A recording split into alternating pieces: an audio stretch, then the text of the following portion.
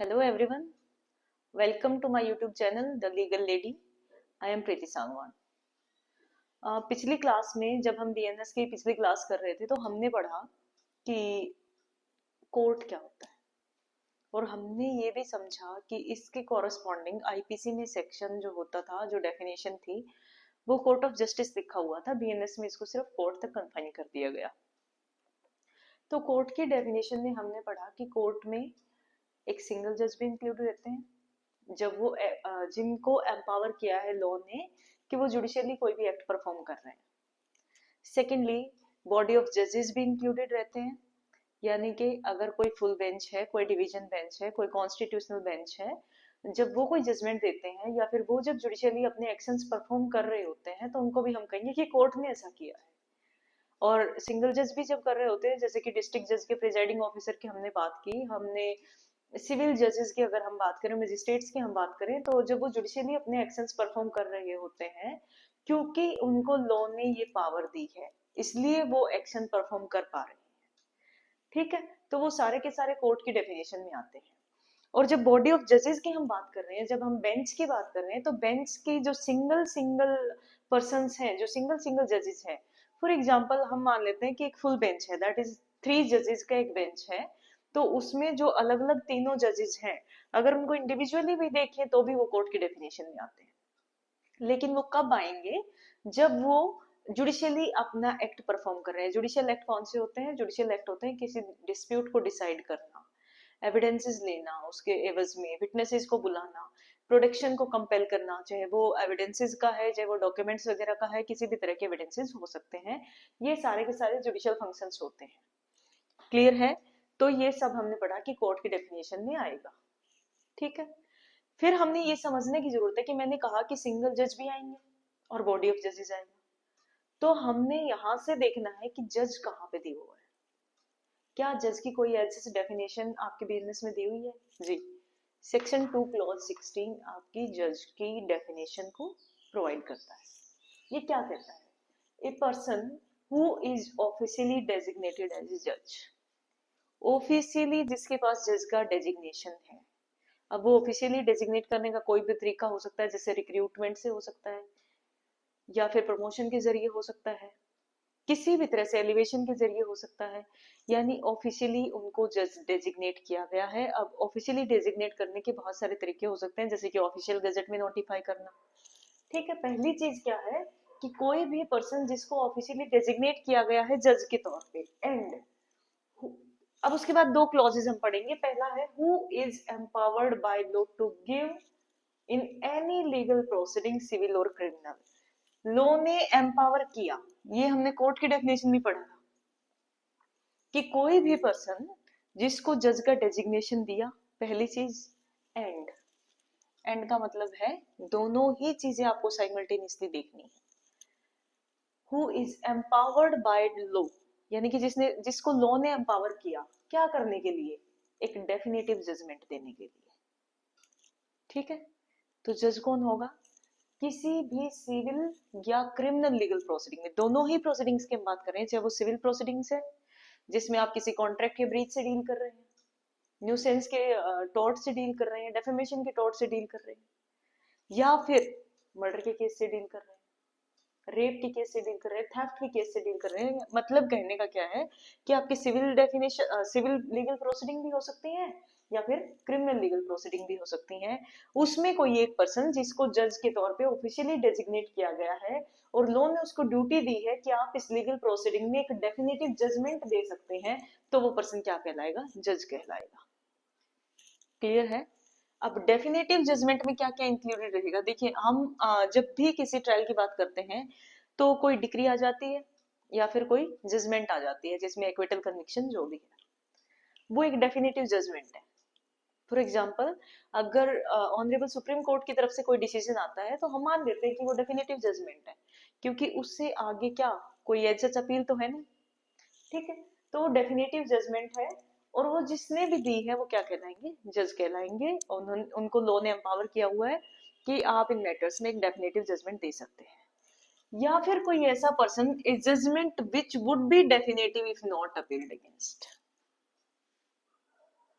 अगर कोई matter decide होता है सिविल जज के सामने, ठीक है, और वहां से अगर कोई अपील नहीं की जाती, या तो कुछ ऐसे केसेस हैं जिनमें अपील जाती नहीं, जैसे कि हम बात करें 417 बीएनएसएस की, कि अगर कोई 3 महीने से कम की इम्प्रिजनमेंट हो जाती है और वो मैटर अगर डिस्ट्रिक्ट जज के थ्रू डिसाइड हुआ है, डिस्ट्रिक्ट एंड सेशन कोर्ट के थ्रू डिसाइड हुआ है, तो हम मानते हैं कि उसके आगे फिर अपील नहीं की जा सकती।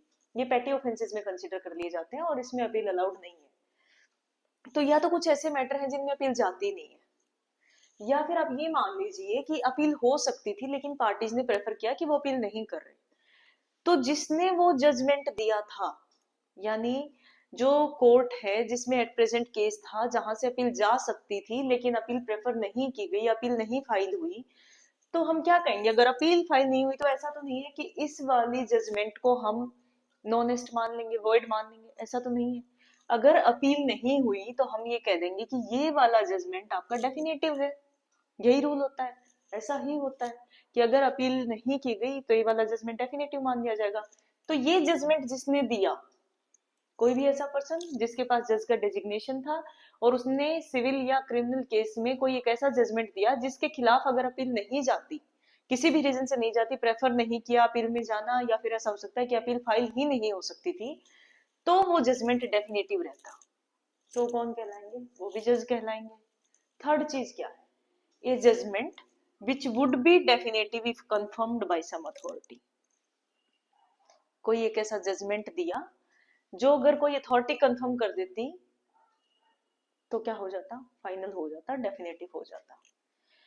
जैसे कि हम डिस्ट्रिक्ट एंड सेशन जज में बात करते हैं डेथ सेंटेंस की, जिसमें कंफर्मेशन रिक्वायर्ड होता है, ठीक है। बीएनएसएस में आप पढ़ेंगे कि जब भी डिस्ट्रिक्ट एंड सेशन कोर्ट के थ्रू डेथ सेंटेंस किसी को दे दी जाती है तो उसमें हाई कोर्ट से कंफर्मेशन लेनी पड़ती है। तो जैसे ही उस जजमेंट का कंफर्मेशन आ जाएगा, वो जजमेंट क्या हो जाएगी? डेफिनेटिव हो जाएगी। तो जो आपका डिस्ट्रिक्ट एंड सेशन कोर्ट है जिसने डेथ सेंटेंस दी थी, वो भी किस में आ जाएंगे? जज की डेफिनेशन में आ जाएंगे। क्लियर है? तो हमने इसमें 3 सिचुएशन पढ़ी। सबसे पहली चीज क्या है? सबसे पहली चीज तो जिस पर्सन को हम जज हैं या नहीं है, जज की डेफिनेशन में आएंगे कि नहीं आएंगे, ये चेक कर रहे हैं, तो सबसे पहली चीज हमने देखनी है ऑफिशियल डेजिग्नेशन जज का होना चाहिए। कोई भी तरीका हो सकता है। क्लियर? सेकंड चीज क्या है कि जज की डेफिनेशन में आपका कौन कौन इंक्लूड रहेंगे? जज की डेफिनेशन में वो लोग इंक्लूड रहेंगे जिनको लॉ ने ड्यूटी दी है कि वो किसी भी लीगल प्रोसीडिंग में, वो लीगल प्रोसीडिंग आपकी सिविल और क्रिमिनल दोनों ही आपने मान के चलनी है, क्योंकि ऐसा लिखा हुआ है। तो कह क्या रहे हैं कि कोई भी ऐसा पर्सन जिसको लॉ ने ड्यूटी दी है कि आप किसी लीगल प्रोसीडिंग में एक जजमेंट दे सकते हो। कौन सी जजमेंट? जो डेफिनेटिव जजमेंट होगी, ठीक है। अब वो डेफिनेटिव कितने तरीके से हो सकती है? एक तो सीधा ये है कि ठीक है, उसके खिलाफ कोई अपील नहीं जाती, वही हॉल एंड सोल अथॉरिटी है उस मैटर पे, तो उन्होंने जो जजमेंट दिया वो डेफिनेटिव जजमेंट है। या फिर ऐसा हो सकता है कि अपील जा सकती थी, प्रेफर नहीं की, प्रेफर नहीं करते हैं या फिर अपील नहीं जाती है किसी भी रीजन से, तो उनका जो जजमेंट है वो डेफिनेटिव रहेगा। वो भी क्या कहलाएंगे? जज कहलाएंगे। और थर्ड चीज क्या है कि अगर कोई जजमेंट दिया और उसको हायर अथॉरिटी ने कंफर्म कर दिया, तो वो जजमेंट जिस अथॉरिटी ने दिया था कंफर्मेशन से पहले, जहां से वो जजमेंट निकला था, वो भी क्या कहलाएंगे? जज कहलाएंगे। ये क्लियर है? ये आपका डेफिनेशन ऑफ जज में आते हैं। सेकंड क्या कहता है? Who is one of body of person, which body of person is empowered by law to give such a judgment. तो यहाँ पे तो हम बात कर रहे थे सिंगल पर्सन की, ए पर्सन, और यहाँ पे हम बात कर रहे हैं बॉडी ऑफ पर्संस की। यानी कि बॉडी ऑफ पर्संस में जैसे हमने पढ़ा कि जरूरी नहीं है एक ही जज ऐसे होंगे जो केस को डिसाइड करेंगे। डिवीजन बेंच भी होते हैं, फुल बेंच भी होते हैं, कॉन्स्टिट्यूशनल बेंच भी होते हैं, और आपने देखा होगा मंडल कमीशन केस देख लो या फिर केशवानंद भारती केस देख लो, इनमें बहुत सारे जजेस भी एक साथ में बैठते हैं, बेंच बनाते हैं। जैसे 13 जजेस का बेंच आपका केशवानंद भारती केस में रहा था, ठीक है। तो अगर उनमें से कोई भी एक person, one of body of person, सारे के सारे नहीं, सारे के सारे कोर्ट की डेफिनेशन में हमने पढ़े, ठीक है, लेकिन वो इंडिविजुअली भी क्या कहलाएंगे? जज कहलाएंगे, ठीक। Who is empowered by law to give such judgment, जिनके पास जजमेंट देने की पावर है, लॉ ने एम्पावर किया है। जजमेंट कौन सी जजमेंट? जो एक डेफिनेटिव जजमेंट होगी। क्लियर है? जज की डेफिनेशन पहले हमने कोर्ट की पढ़ी थी, कोर्ट में हमने पढ़ा कि कोर्ट की डेफिनेशन में जज आएंगे, अब जज कौन होते हैं ये हम पढ़ेंगे सेक्शन 2 क्लॉज 16 में, जिसमें हमने 2 क्लॉजेस पढ़े और इसमें हमने पढ़ा कि सिंगल जज भी इंक्लूडेड रहते हैं। और बॉडी ऑफ पर्संस की जब बात होती है तो उनके जो one of the body of persons है, यानी जिन जजेस से वो बॉडी ऑफ पर्संस बनती है, वो सारे के सारे पर्संस जज कहलाएंगे इंडिविजुअली। ठीक है, क्लियर है? ये है आपकी डेफिनेशन ऑफ जज। अब जो नेक्स्ट इंपॉर्टेंट डेफिनेशन पढ़ेंगे वो है सेक्शन 2 क्लॉज 8। ये डेफिनेशन है आपकी डॉक्यूमेंट की। ठीक है, डॉक्यूमेंट की डेफिनेशन आप कई सारी जगह पढ़ेंगे। आप भारतीय साक्ष्य अधिनियम में भी पढ़ेंगे, आप इसमें आईपीसी सॉरी बीएनएस में भी पढ़ेंगे, आप जनरल क्लॉजेज एक्ट में पढ़ते हैं। तो डॉक्यूमेंट की डेफिनेशन क्या है? सेक्शन 2 क्लॉज 8 क्या कहता है बीएनएस का? सेक्शन 2 क्लॉज 8 कहता है एनी मैटर एक्सप्रेस्ड और डिस्क्राइब्ड, किसी भी तरह से एक्सप्रेस किया हुआ है, रिटन, या फिर आप ये कहें एनग्रेव किया हुआ है, या फिर आप ये कहें इंस्क्राइब किया हुआ है, यानी कि कोई भी मैटर किसी भी तरीके से एक्सप्रेस किया गया, डिस्क्राइब किया गया अपॉन एनी सब्सटेंस। बहुत ही ब्रॉड डेफिनेशन डॉक्यूमेंट की है। कोई भी मैटर किसी भी तरीके से एक्सप्रेस किया गया, डिस्क्राइब किया गया upon any substance by means of letters, कुछ लिख के, फिगर्स और मार्क्स, आपने कुछ ऐसे फिगर बनाए जिनका कोई एक इम्प्लीकेशन आता है, जैसे कि कोई मैप बनाया, ठीक है, और by more than one of those means, या फिर सारा कुछ आपने इंक्लूड किया, जैसे कि लेटर्स भी कुछ लिखे हुए हैं, कुछ फिगर्स बना रखे हैं, कुछ मार्क्स बना रखे हैं, कुछ लेटर लिखे हुए हैं, यानी कि किसी भी डॉक्यूमेंट पे कोई भी मैटर आपने किसी भी तरीके से एक्सप्रेस किया है।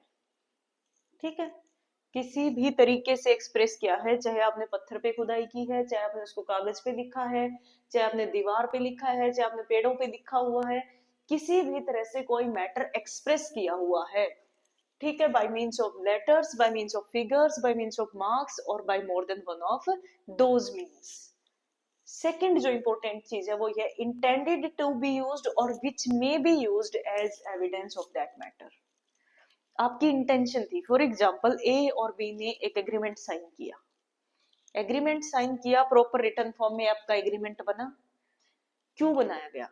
कोई सेल डीड है, एक प्रॉपर्टी ए खरीद रहे हैं बी से, तो जो वो डॉक्यूमेंट बनाया गया ए और बी के बीच में, जो एग्रीमेंट हुआ, जो सेल डीड साइन हुई, वो क्यों बनाएगी? क्योंकि उनकी इंटेंशन थी कि कल को कोर्ट में इसको एज एन एविडेंस हम यूज कर सकते हैं। कोई भी कॉन्फ्लिक्ट अगर उसके रिगार्डिंग अराइज होता है तो हम उसको एज एन एविडेंस यूज कर सकते हैं।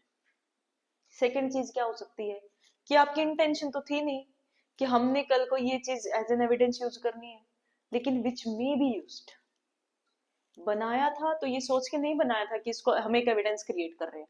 कुछ चीजें ऐसी होती हैं जिनको हम सोच के ही बनाते हैं। कोई भी एग्रीमेंट जब हम बनाते हैं फॉर्मल तरीके से, जैसे कि कोई इंश्योरेंस पॉलिसी है, जैसे सेल डीड है, मॉर्गेज डीड है, तो ये सारी की सारी चीजें ऑलरेडी दिमाग में हम ये परसेप्शन लेके चलते हैं कि हम इसलिए बना रहे हैं कि कल को अगर कोई कॉन्फ्लिक्ट अराइज होता है तो हमारे पास एक एविडेंस रहे कि हमने ये एग्रीमेंट साइन किया था और इन टर्म्स पे किया था।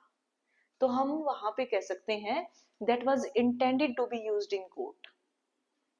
ऑलरेडी इंटेंशन सेट थी कि जैसे ही कॉन्फ्लिक्ट अराइज होगा हम अपनी ये डीड लेके आएंगे और कोर्ट के सामने एज एन एविडेंस प्रूव कर देंगे। ठीक है, लेकिन दूसरी सिचुएशन ये है कि अगर आपने एविडेंस डॉक्यूमेंट बनाया था, कभी पत्थर पे कुछ लिखा हुआ है, कुछ शिलालेख बना रखे हैं, कहीं ताम्रपत्र पे कुछ लिखा हुआ है, तो वो जरूरी तो नहीं है ये सोच के बनाया था कि कल को कोर्ट में हमने एविडेंस के तौर पे यूज करना है।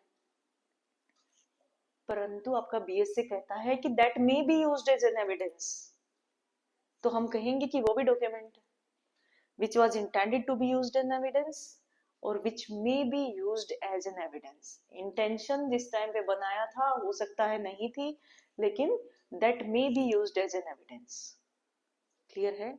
आपने कैजुअली कुछ लिखा था, एक कोई कॉन्फ्लिक्ट अराइज होता है कि वहां पे ऐसा लिखा हुआ है, तो चलो ये फैक्ट हम प्रूव्ड मान लेंगे, तो आप उस फैक्ट को प्रूव कर देते हैं कि ये लिखा हुआ है, ये डॉक्यूमेंट हमारे पास है और इस तरह से है।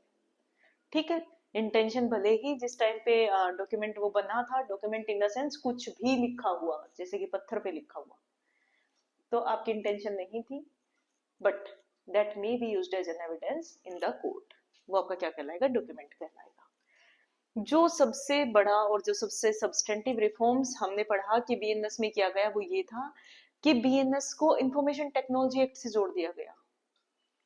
जैसे जैसे सोसाइटी इवॉल्व हो रही है, बीएनएस को कंपेटेबल बनाने की कोशिश की है कि वो सोसाइटी के साथ रेस में रहे। ठीक है, तो डॉक्यूमेंट की डेफिनेशन में क्या ऐड कर दिया गया कि डॉक्यूमेंट इंक्लूड्स इलेक्ट्रॉनिक और डिजिटल रिकॉर्ड। पहले भी था सेक्शन 29A में इलेक्ट्रॉनिक एविडेंस की डेफिनेशन दे रखी थी इलेक्ट्रॉनिक डॉक्यूमेंट की, लेकिन यहाँ पे डॉक्यूमेंट की डेफिनेशन में ही डाल दिया गया कि that includes electronic and digital record. Electronic and digital record क्या है, जैसे कि ए है यूएसए में और बी है इंडिया में, और एक एमएनसी में दोनों काम करते हैं, दोनों ने कोई कॉन्ट्रैक्ट साइन करना है, उधर से उन्होंने ईमेल भेजी और काउंटर डॉक्यूमेंट यहाँ से जाता है, दोनों साइन करके अपना अपना भेज देते हैं। तो ये जो आपका डॉक्यूमेंट साइन हुआ, ये जो कॉन्ट्रैक्ट साइन हुआ, क्या इसमें सब्सटेंशियली कोई कागज पेन यूज हुआ? नहीं। तो ये कौन सा डॉक्यूमेंट है? ये इलेक्ट्रॉनिक डॉक्यूमेंट है। ठीक है, उसी तरह से अगर कोई आपका क्रिमिनल केस बनता है, क्रिमिनल इंटिमिडेशन वगैरह का कोई केस है या फिर किसी भी तरह का केस है, आप ये दिखाना, क्रूअल्टी का केस है कि व्हाट्सएप चैटिंग में मुझे धमकी दी गई, तो ये व्हाट्सएप चैट जो आप निकाल के लेके जाते हो या फिर व्हाट्सएप चैट आप जो दिखाते हो, ये कौन से डॉक्यूमेंट है? इलेक्ट्रॉनिक डॉक्यूमेंट है। कोई भी पीडीएफ किसी डॉक्यूमेंट की आप लेके जाते हैं या फिर कोर्ट में एज एन एविडेंस अगर प्रोड्यूस करते हैं, तो ये सारे के सारे इलेक्ट्रॉनिक एंड डिजिटल रिकॉर्ड में इंक्लूडेड रहेंगे और इनको आपकी डॉक्यूमेंट की डेफिनेशन में ऐड कर दिया गया है। ठीक है, तो टेक्नोलॉजी का इंक्लूजन हो गया बीएनएस में। डॉक्यूमेंट की डेफिनेशन में क्या क्या आएगा? कोई भी मैटर एक्सप्रेस्ड और described on any substance in any form. किसके थ्रू? कुछ लेटर्स लिखे हैं या फिर फिगर्स हैं या फिर कुछ मार्क्स हैं या फिर सारा कुछ मिक्सड अप है, which was intended to be used as an evidence in the court or which may be used as an evidence in the court. ये डॉक्यूमेंट है and it will include electronic and digital records. Clear है? समझ में आ गया? उसके बाद आती है एक्सप्लेनेशंस। डॉक्यूमेंट की डेफिनेशन के साथ दो एक्सप्लेनेशन अटैच्ड हैं। पहला ये कह रहे हैं it is immaterial by what means or upon what substance the letters are written, the figures are made or the marks are drawn. कोई मैप है, कोई प्लान है, डॉक्यूमेंट है। कहीं कुछ मंदिर की दीवार पे कुछ लिखा हुआ है, डॉक्यूमेंट है। कहीं आप पुराने शिलालेख आपको मिलते हैं, डॉक्यूमेंट है। कुछ भी लिखा हुआ, कुछ भी छापा हुआ आप कह सकते हो, एनग्राफ्टेड आप कह सकते हो और एनग्रेव्ड आप कह सकते हो, कोई खुदाई से कुछ बनाया हुआ है, ये सारा कुछ आपका एक्सप्लेनेशन कहती है कि डेफिनेशन में आ जाएगा किसकी? डॉक्यूमेंट। ये इमैटेरियल है, किस सब्सटेंस से बनाया गया, कहाँ पे बनाया गया। ठीक है, सब कुछ डॉक्यूमेंट की डेफिनेशन में आ जाएगा। Whether intended to be used और which may be used in a court or not. चाहे ये इंटेंशन से बना रखा है कि कोर्ट में यूज करना है, चाहे कोर्ट में यूज हो सकता है, चाहे कोर्ट में यूज नहीं हो सकता है, सब कुछ इमैटेरियल है। कहीं पे भी कुछ भी लिखा हुआ है, किसी भी सब्सटेंस से लिखा हुआ है, किसी भी फॉर्म में लिखा हुआ है, सब कुछ डेफिनेशन ऑफ डॉक्यूमेंट में आ जाएगा। बहुत वास्ट डेफिनेशन आपके डॉक्यूमेंट की दी हुई है बीएनएस में, plus electronic and digital record को भी इसमें इंक्लूड कर दिया गया है। क्लियर है? जो सेकंड आपकी एक्सप्लेनेशन है डॉक्यूमेंट की, वो क्या कहती है? वो ये कहती है कि कई बार क्या होता है कि कोई एक स्पेसिफिक काइंड के मर्चेंट्स हैं, ठीक है, जो किसी तरीके से डील करते हैं। हर एक आप मर्चेंट में या हर एक मर्केंटाइल में आप कुछ एक यूसेजेस देखेंगे, कुछ एक कस्टम होते हैं। क्या कस्टम होते हैं? उनके कुछ रीति रिवाज होते हैं कि अगर ऐसे लिख दिया है तो इसका इंप्रेशन ये रहेगा। ठीक, वो उनके अपने कन्वीनियंस के लिए होता है, उसके पीछे कोई बहुत बड़ा लॉजिक नहीं होता। अगर एक ही बात आपको बार बार लिखनी पड़ रही है, उस मर्केंटाइल का वो तरीका है, और वो ही एक चीज आपको बार बार एक्सप्रेस करनी पड़ रही है, तो हम जनरली क्या करते हैं, उसकी कुछ शॉर्ट फॉर्म चलने लग जाते हैं कि इस तरह का अगर इस पे कुछ भी लिखा हुआ है तो इसका इम्प्लीकेशन ये रहेगा। क्लियर है? उनको हम कह देते हैं मर्केंटाइल यूसेजेस और मर्केंटाइल कस्टम्स। जैसे बैंकिंग में बहुत सारे चलते हैं, हम हुंडे की बात करें, हम चेक्स की बात करते हैं, हम बिल ऑफ एक्सचेंज की बात करते हैं, इस तरह की चीजों में बहुत सारे आप देखेंगे कि मर्केंटाइल यूसेजेस होते हैं। वो किस तरह से काम करते हैं वो भी डॉक्यूमेंट है कैसे है। तो एक्सप्लेनेशन 2 आपकी कहती है कि अगर किसी भी तरह के कोई मर्केंटाइल यूसेजेस हैं या फिर कस्टम्स हैं जिनका एक स्पेसिफिक इम्प्लीकेशन आता है, अगर उस कस्टम को देखें, उस स्पेशल उस एरिया में देखें और हमें पता है कि अगर इसमें ऐसा कुछ लिखा हुआ है तो हमने इसका इंप्रेशन ये मान लेना है। क्यों मान लेना है? क्योंकि वहां का एक कस्टम सेट है, ऐसा माना जा रहा है, सब ही ऐसा कर रहे हैं, वो कस्टम बन जाता है। ठीक है, तो कुछ ऐसे व्यापारिक कस्टम होते हैं, उनमें क्या कहता है कि अगर वैसा कुछ भी लिखा हुआ है तो भले ही उस पे स्पेसिफिकली लिखा नहीं हुआ है कि इसका इम्प्लीकेशन ये रहेगा, लेकिन वो डॉक्यूमेंट कंसिडर किया जाएगा और उस डॉक्यूमेंट का इम्प्लीकेशन ये माना जाएगा कि ये लिखा हुआ है, जो उनके मर्केंटाइल यूसेज में उसका मतलब निकाला जाता है। क्लियर है? एक बार फिर से समझो। एक्सप्लेनेशन टू क्या कहती है? एक्सप्लेनेशन टू ये कहती है कि कई बार कुछ शॉर्ट फॉर्म बन जाते हैं, कुछ बाईपास ऐसे बन जाते हैं, कुछ शॉर्ट ट्रिक्स ऐसी बन जाती हैं कि बार बार एक चीज को मेंशन करना हेक्टिक हो जाता है, और वो काइंड ऑफ बिजनेस इस तरीके का है कि उसमें बार बार वही चीज करनी पड़ती है। ठीक है, तो होता क्या है कि कन्वीनियंस के हिसाब से वहां के लोग क्या करते हैं, उस स्पेसिफिक बिजनेस के लोग क्या करते हैं कि कोई एक ऐसा तरीका बना लेते हैं कि चलो ऐसे कर देंगे तो इसका इम्प्लीकेशन हम ये मानेंगे, और वहां जो उस बिजनेस में डील करने वाले लोग हैं वो सब उस बात को समझते हैं कि हाँ ठीक है, ये लिखा हुआ है तो इसका इम्प्लीकेशन ये। क्लियर है? तो आपका एक्सप्लेनेशन टू क्या कहते हैं डॉक्यूमेंट की, कि अगर ऐसा कोई भी डॉक्यूमेंट है जिसपे वो मर्केंटाइल यूसेज का जो तरीका है वो ड्रॉ कर दिया गया, ठीक है, तो हम उस इम्प्लीकेशन को या फिर जो भी उस पे लिखा हुआ है, जो मार्क्स उस पे डाल दिया गया, या फिर कोई ऐसे फिगर उस पे ड्रॉ कर दिया गया, या फिर कोई दो शब्द लिख दिए जिनका मीनिंग हम निकालेंगे तो वो शायद 20 शब्द लिखने के बराबर है, तो हम मान के चलेंगे कि जो उस मर्केंटाइल यूसेज में जो उस बिजनेस से डील करने वाले लोग उसका इम्प्लीकेशन निकालते हैं, वही इम्प्लीकेशन इस डॉक्यूमेंट का रहेगा। क्लियर है? फॉर एग्जाम्पल, अगर बैंक में आप एक चेक लेके जाते हैं, ठीक है, तो होता क्या है कि आप ये चाह रहे हैं कि ये बैंक मेरा जो चेक है वो एनकैश ना किया जाए इमिडिएटली, रादर ये क्या कर दिया जाए, सामने वाले के अकाउंट में पेमेंट जाए। आप कैश नहीं दिलवाना चाह रहे, आप ये चाह रहे हैं कि इसको एनकैश ना करके सामने वाली पार्टी के अकाउंट में डायरेक्ट पेमेंट कर दी जाए और मेरे अकाउंट से डिडक्ट हो जाएंगे अमाउंट। तो ये इतनी बड़ी बात कि ऐसे किया जाए और ऐसे ना किया जाए, ये लिखना और उसके एवज में ऐसे दो लाइन ड्रॉ कर देना चेक पे, कौन सा ज्यादा आसान है? ऑब्वियसली दो लाइन ड्रॉ करना आसान है। ठीक है, तो ये एक मर्केंटाइल यूजेज है बैंकर्स का, कि अगर किसी चेक पे दो ऐसे पैरेलल लाइन क्रॉस कर दी गई हैं, मतलब ड्रॉ कर दी गई है कॉर्नर पे, तो हम उसका क्या इम्प्लीकेशन निकालते हैं कि इस चेक को एनकैश ना करके अकाउंट में ट्रांसफर करना है। ठीक है, ये एक मर्केंटाइल यूसेज है। और एक्सप्लेनेशन टू ये कहती है कि जब भी ऐसा कोई चेक आपके सामने आता है तो आप ये नहीं कह सकते कि इस डॉक्यूमेंट का ये इंप्रेशन तो है ही नहीं, इस पे तो सिंपल दो लाइनें ड्रॉ कर रखी है, ऐसा तो कहीं लिखा ही नहीं हुआ, ऐसा करना नहीं। एक्सप्लेनेशन टू ये कहती है कि हमने वही इन्फ्रेंस ड्रॉ करना है जो उनके मर्केंटाइल यूसेज में जनरली ड्रॉ होता आया है। क्लियर है? ये आपके डॉक्यूमेंट की डेफिनेशन रहेगी। ठीक है, उसके बाद कुछ एक डेफिनेशन जैसे आप देखेंगे कि जेंडर की दे रखी है, नंबर की दे रखी है, मेल फीमेल, यानी कि मैन का मतलब है man of male of any as, female का मतलब है female of any as, women का मतलब। ठीक है, तो ये ऐसे कुछ बेसिक डेफिनेशन है जो आप अपने आप भी पढ़ सकते हैं।